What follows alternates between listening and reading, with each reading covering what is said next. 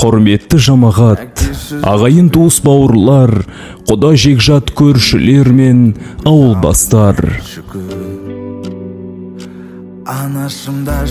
Сіздерді ардақты Керімбекұлы Әлібек әкемізді, Керімбек атамызды және Садет әжемізді 29 қазан сағат 12:00-де еске алу дұғасына шақырамыз.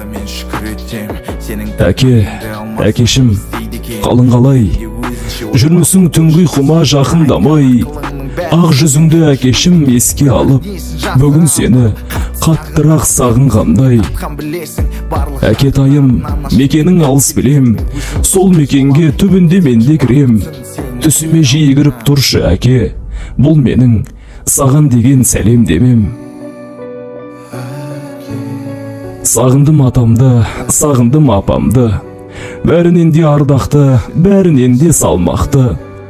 Сағындым кешегі балалық шағымды, атам мен апамның даусы жадымда, бейнелері жүректің төрінде. Мекен жайымыз Тараз қаласы, Ақсарай мейрамханасы, Әл-Фараби 25-кі.